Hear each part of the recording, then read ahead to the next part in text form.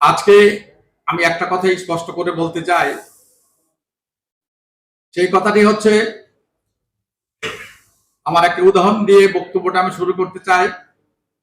কোনো মেয়ে যদি মা হতে চায়, তাকে কিন্তু প্রসব বেদনা সহ্য করতে হবে এবং কিছু রক্তক্ষরণও তাকে মেনে নিতে হবে। এই দুটি ছাড়া তার কিন্তু মা হওয়ার কোনো সুযোগ নাই। উপস্থিত প্রশাসনিক কর্মকর্তাবৃন্দ, সুধীমণ্ডলী, আমার প্রিয় শ্রমিক নেতৃবৃন্দ, আমি আপনাদের নাম উল্লেখ করতে পারলাম না সময়ের জন্য।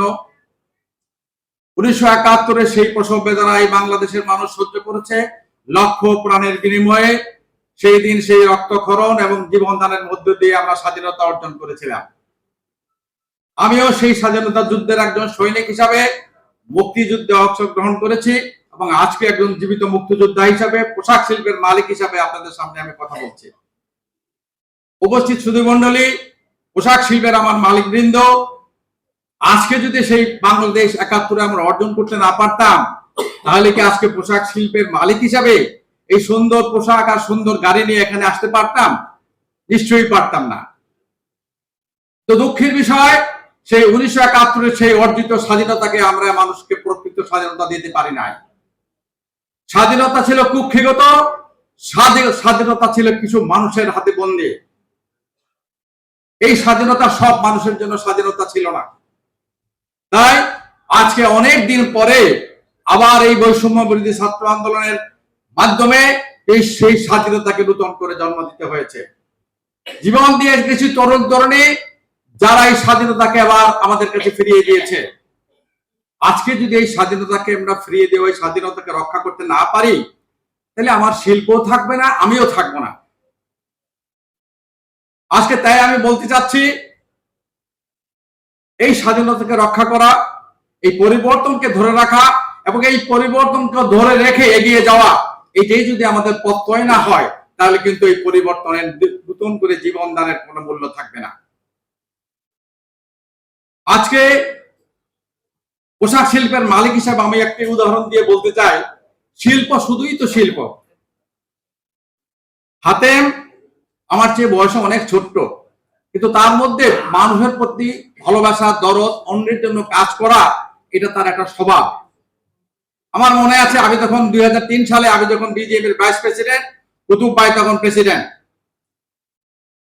হাতেম হঠাৎ করে আমাকে ফোন করে বললো, মনির ভাই একটা বিপদ, জরুরি আপনাকে এখানে আসতে হবে। তখন আমি বিজেপি অফিসেই ছিলাম।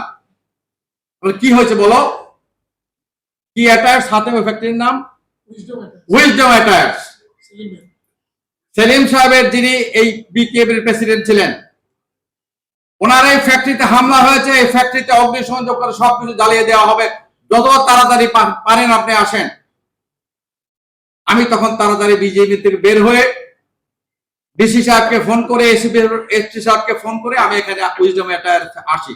আমি এসে যা দেখলাম, এই ফ্যাক্টরিতে শুধু অগ্নি সংযোগের কয়েক মিনিট বাকি ছিল। ওই ফ্যাক্টরির পাশে গরু ছিল, সেই গরু ছেড়ে তারা গরু জব করবে, এরকম একটা মানসিক প্রস্তুতি তারা ছিল। আমি আসলাম, আমি বললাম কোনোভাবেই ফ্যাক্টরিতে আগুন দেওয়া যাবে না, এই ফ্যাক্টরিতে ভাঙচুর করা যাবে না। কেন? তারা বললো কেন? আমি বলতেছিল তাদের দাবি ছিল ওই ফ্যাক্টরির বাউন্ডারির ভিতরে অন্যের জায়গা আছে, যেটা জোর করে ওনারা দখল করে রেখেছে, সেই জায়গা আমরা ফেরত নিব। তখন আমি বললাম, এই জায়গা ফেরত তোমরা নিশ্চয়ই নিবা, এইটা অগ্নিসংযোগ করতে ফেরত নেওয়ার কোনো দরকার নাই। যদি দরকার হয় এটা নিয়ে আমরা বিচার আচার করবো, দরবার করব, কথা বলবো, ওই জায়গা ফেরত দেওয়া হবে। ফ্যাক্টরি ধ্বংস করা যাবে না, এই ফ্যাক্টরিতে আগুন দেওয়া যাবে না। তারা আমার কথা শুনেছে, তারা অগ্নিসংযোগ করে নাই। ওই ফ্যাক্টরি আজকেও সচল আছে, ওই ফ্যাক্টরির শ্রমিকরা আজকেও কাজ করে। সুতরাং আমরা যদি আমাদের দায়িত্ব পালন না করি, সেইভাবে তো ওই শিল্প টিকিয়ে রাখা যাবে না। আজকে আমি ওই কথাটুকুই বলবো, ওই ভালোবাসাটা ছিল শিল্পের প্রতি আমার, ওই ভালোবাসাটা ছিল শ্রমিকদের প্রতি ভালোবাসা আমার।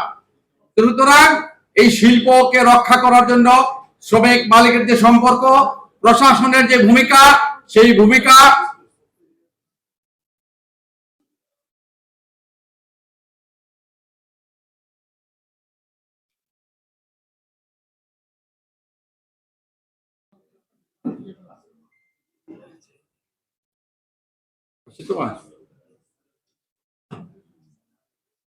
জি আজকে আমি এটুকুই সবার বক্তব্য থেকে বুঝতে পারছি আমাদের সমস্যা আছে, সমস্যার সমাধানের চেষ্টা আমরা করছি। প্রশাসন, জেলা প্রশাসন, ডিসি সাহেবের সাথে এর আগেও ওনার অফিসে আমার আরো কয়েকবার কথা হয়েছে, মিটিং হয়েছে। জেলা প্রশাসন সর্বাত্মকভাবে চেষ্টা করছে এইভাবে নারায়ণগঞ্জের এই পরিস্থিতিকে স্বাভাবিক রাখার জন্য। আমরা পোশাক শিল্পের মালিকরাও চেষ্টা করছে আমাদের এই সমস্যাকে আমাদের মতো করে সমাধান করে এখানে শান্তি শৃঙ্খলা বজায় রাখার জন্য। আমি শুধু একটা কথাই বলবো, আমার সীমানার মধ্যে যা আছে তা আমি সমাধান করার চেষ্টা করব। আমার শ্রমিকের বেতন দেওয়া, যথা সময়ে দেওয়া, সেটা আমার দায়িত্ব। আজকে আমার শ্রমিকরা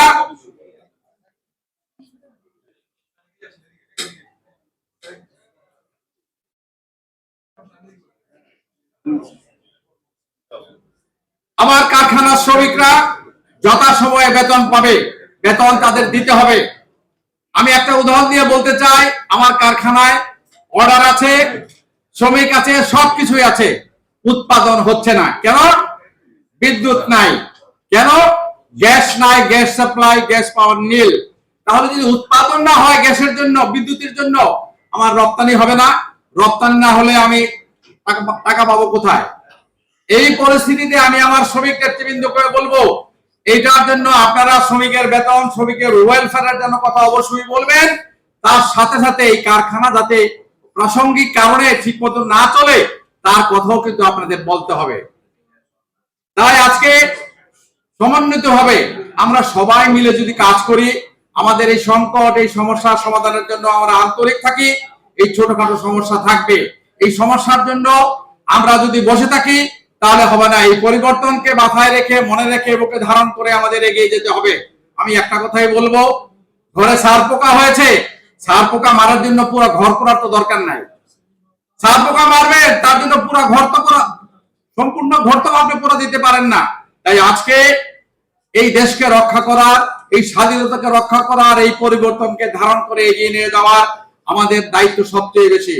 পোশাক শিল্পে এই দেশে যত শ্রমিক কাজ করে, অন্য কোনো শিল্পে এত বেশি শ্রমিক কাজ করে না। বিশেষ করে নারী শ্রমিকদেরকে যে কাজের সুযোগ আমরা এই পোশাক শিল্পের মাধ্যমে করে দিয়েছি, অন্য কোনো শিল্পে এত নারী শ্রমিককে কাজ দেওয়ার কোনো সুযোগ নাই।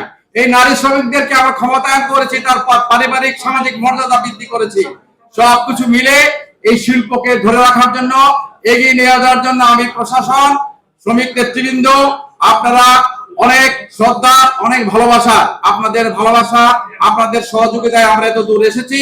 বাকি পথটুকু যেন আমরা এগিয়ে যেতে পারি, আপনাদের সেই সহযোগিতা কামনা করে আজকে প্রশাসন যেভাবে আমাদের পাশে আছে, ভবিষ্যতে সেই পাশে থাকবে এই প্রত্যাশা করে মিডিয়া এবং ইলেকট্রনিক এবং প্রিন্ট মিডিয়ার ভাইয়েরা, আপনাদের ভূমিকা আজকে অনেক বড়।